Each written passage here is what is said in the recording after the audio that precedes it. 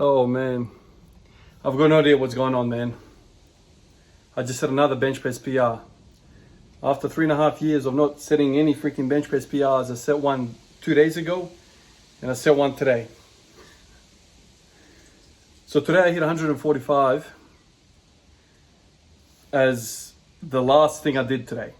So you'll see it here. So what I'm showing you here is 130 kilo. I worked up to I thought it was a comfortable single. And that went really well. And I thought, geez, man, that flew up. And then I thought to myself, I will be a fool not to try something here. These days don't come along that often where you're feeling really, really strong. So I thought, screw it. 145 it is. I did that and I thought, no, I didn't load the weight up properly. Something's gone wrong. Had a look. It's 145, man.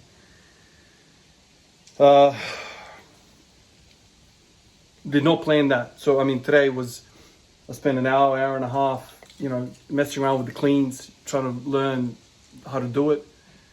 Then I did some front squats, worked up to 160. I think it was 160. And then I thought, okay, today's my bench day. I'm going to mess around with bench, warm up the elbows a little bit, working the flexors, the rotators. And then I started benching. I thought, geez, it's starting to feel really, really good. And I reckon I know what's going on. I think what's going on is I've spent a month working with tens and triples and whatever. And I mean, during the last week and a half, it's more than a month and a half, almost 2 months. During the last couple of weeks, I've been working with heavier weights. And I think the nervous system is catching up to the hypertrophy and the strength stuff that I did previously. So now I'm kind of like peaking in a way, I said in the last video, in the comments, one of you guys said, don't try and hit a heavy weight again. Go back to square one and work with tens again. I replied to that comment and I said, yeah, I can't tolerate long periods of working with heavy weights because then my elbows start hurting. But this time around, I'm working the elbows, man. I'm working, like I said in the previous video, I'm working the rotation stuff. And so the elbows are feeling fantastic, absolutely fantastic. And so now when I do the heavy weight, it doesn't hurt. So maybe theoretically speaking, I can extend this peaking phase a little longer because I can withstand the punishment of heavy weight. And then because that peaking is getting longer and longer, maybe I can realize some of that strength, more of that strength that I've made in the previous 2 months or whatever, 50 days, whatever it is, when my son was born, 55 days. So that's a lot of using tens and triples and whatnot. And now I'm using singles and I'm kind of like realizing some of that strength that I've made. I've been saying it and my wife's been kind of mentioning as well, like your arms look fuller, like my triceps look full, bicep looks fuller. So I've kind of gained size in the upper body, in the arms. And so now that I'm kind of working with that specificity of the single rep, I'm kind of realizing that strength now. So I don't know how long that's going to go for. I mean, generally speaking, when the pain starts bothering me, that's when I stop. So, but this time around, the lesson has been to not stop doing what got you healthy in the first place. So in the first, a couple of weeks that I was working with the bench press, when my son was born, I mentioned that how I was kind of really excited to do it. Working with tens. And you think to yourself, why are tens so special? What's going on? It's just a lot of reps, man. What's not working when you're working with sets of 10? The rotators, I think the whole forearm is working. Everything's getting sufficient amount of volume. But when you start going into the singles and the triples and whatnot, like really reducing that volume and the rep and the weights really, really high, what ends up happening is that you start taxing certain tissues more than the others. And then eventually there's a discrepancy in strength. There's a mismatch and then pain starts to arise. But if you work on some of these things that the bench press doesn't, or the heavy bench press doesn't work, like some of the stabilizers, obviously we know what the primary movers are in the bench, chest, anterior delt, triceps. You can mention the lats if you want. I know there's a hot topic whether they actually do anything or not. Maybe they're stabilizers, I don't know. But a lot of these muscles are being used, but maybe some of these weaker, extensors, flexors of the wrist, rotators, pronators, supinators, maybe these guys start to kind of fade away because they're not getting the volume from the from the high rep bench press. And so if you supplement with some of the stuff that I mentioned yesterday, I mean, I'm not doing anything crazy, man. I mean, I freaking looked up arm wrestling exercises for elbow health because those guys thrash their freaking arms. And all I'm doing is this, like resting it on my, like this is where my leg is. And I just kind of do this stuff, do it this way, you know, do it this way, do it this way, you know, mostly with the hammer, but I'm also doing like 10 kilo, if you can see this. And I'm kind of like wrapping it around my arm like this way, and then doing this, you know, almost like a bicep curl and at the top. Messing around, man. I'm not an expert in any of this stuff, but all the stuff that I've been doing, in fact, that's way too heavy. I just put that on. I haven't been using that a lot.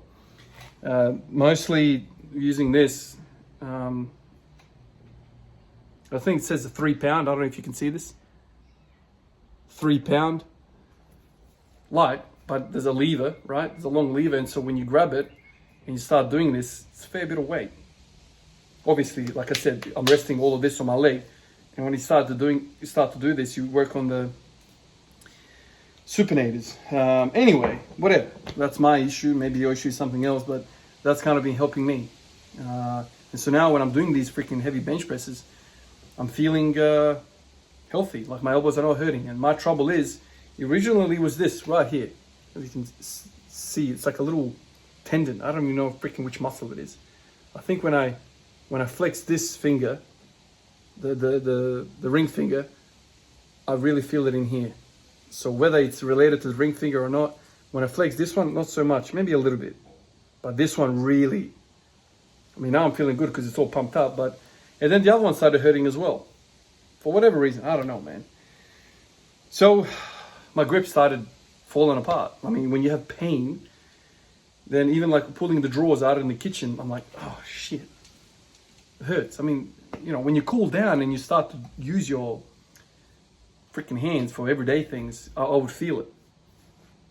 And now that I'm kind of working the forearms a little bit, the pain's going away, and now I can, same thing with the squats, I can push without any lifting of the accelerator. I can just push through.